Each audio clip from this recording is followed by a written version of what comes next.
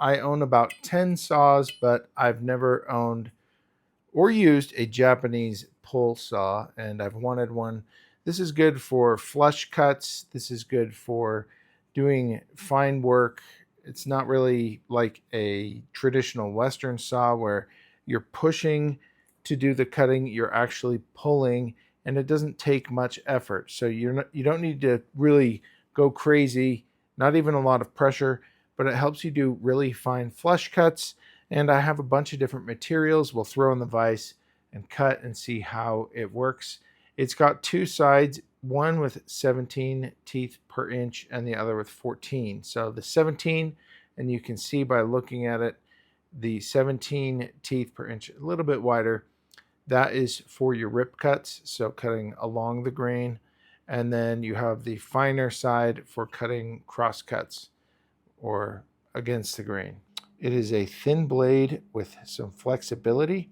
It's got a hardwood handle, which is very long and nice. I've got kind of big hands, so it's nice to have a handle that's good.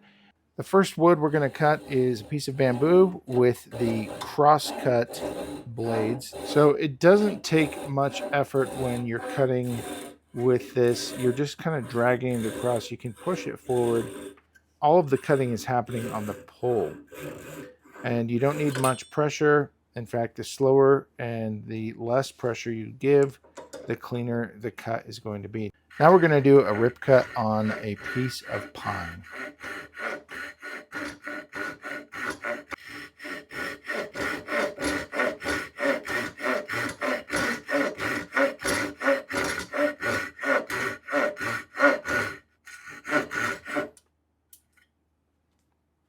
So that was quite effortless. Okay, now we're going to be doing a cross cut on a piece of oak hardwood.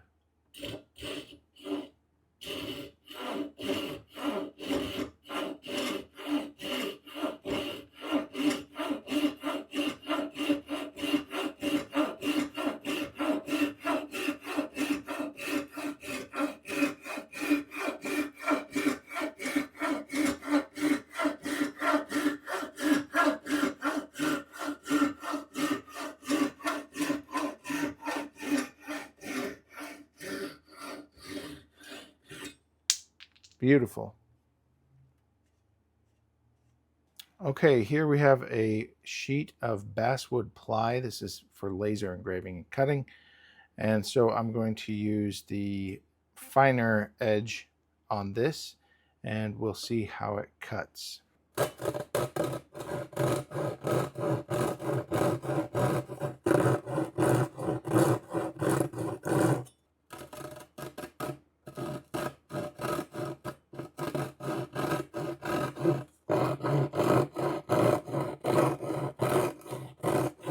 Okay, so now we made this little notch here.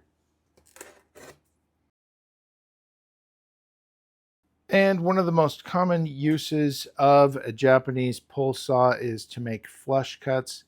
This is one of the ways to hide screws in your woodwork. So let's go ahead and see how this fares.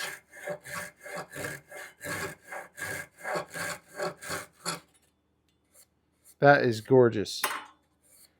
So there's going to be some sanding. I had it kind of at an angle as I was pulling, as you can see right there, but making a cut that flush, beautiful.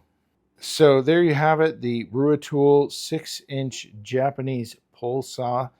It's a very thin blade, which the thickness of the blade takes away material. It's called kerfing, how much material it takes away. And this is quite minimal, so it's very good. We tried it on ply, we tried it on pine, we tried it on hardwood, we tried it on bamboo, both with the ripping and the crosscut. An excellent tool. I'm very happy with it. Anybody who's even remotely into woodworking would appreciate this if you're considering it as a gift. Like I said, I have 10 saws, so this is saw number 11, a welcome addition to my tools and options. And this is a pole saw. So in the traditional Western saws, you're cutting on the outward push. On a Japanese saw, you're doing it on a pole because they're used to working both on the ground and in closer quarters.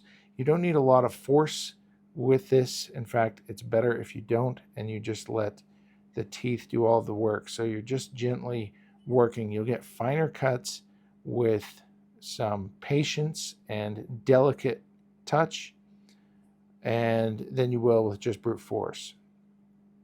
Great tool.